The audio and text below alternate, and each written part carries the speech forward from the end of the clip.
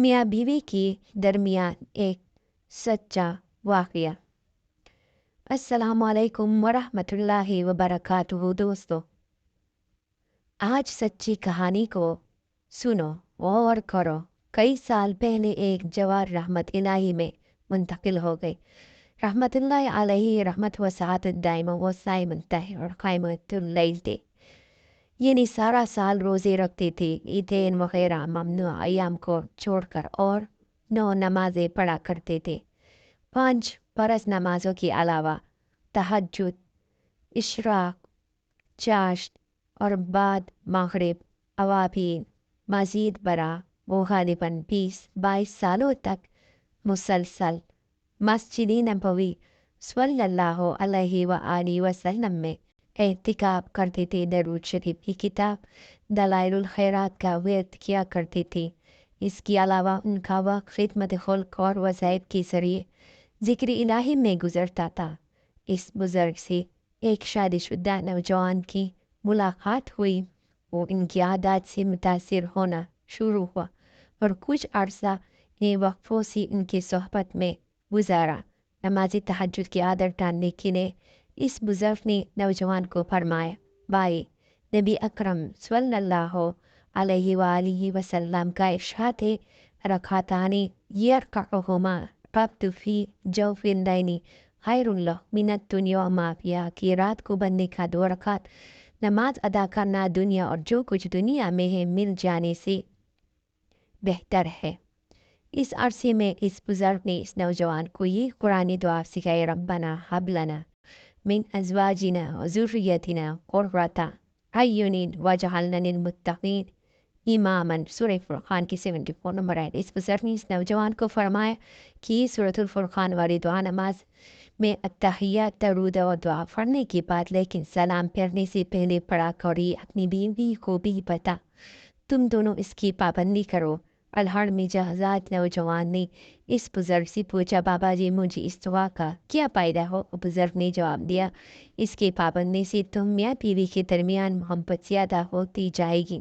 اس نوجوان نے اپنے اہلیہ کو یہ دعا سکھائی اور دونوں نے نماز میں اس دعا کی پابندی شروع کر دی۔ اللہ کریم نے یہ دعا قبول فرمائی اور میاں بیوی میں ہر گزرتے دن کے ساتھ محبت اور اخلاص میں اضافہ ہوتا گیا۔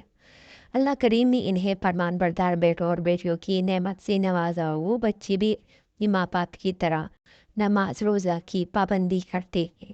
نہ کوئی مار پیٹ، نہ کوئی بیجا فرمائش ہے، نہ دھوکہ، فریب، نہ روٹنا، نہ منانا، نہ ایک دوسرے سے جدائی برداشت وغیرہ۔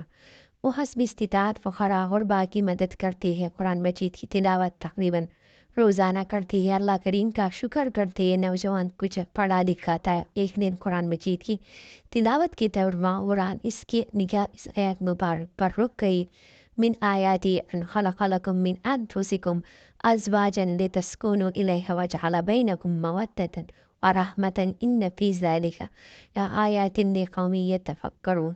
رب اللہ کی نشانیوں میں سے یہ ہے کہ اس نے تمہاری جنس سے تمہارے لیے جوڑی پیدا کی تاکہ تم ان سے سکون حاصل کرو، اور اس سے تمہارے درمیان محبت اور ہمدردی قائم کر دی۔ بشک اس میں غور فکر کرنے والوں کے لیے ضرور نشانی ہے۔ اس آیات پر اس نے غور کیا اور اس کے پیغام سے بھی اس سے یہ سبق ملا کہ دنیا کی تکا دینے والی پریشانیوں اور بے سکونی کا حل اس کی بیوی کے پاس اللہ نے رکھا ہے۔ اس سبق سے وہ ابھی اپنی بیوی سے حسن سلوک کرتا، اس سے ان کے درمیان پیار و محبت میں ایک اور پہلو سے اضافہ ہو۔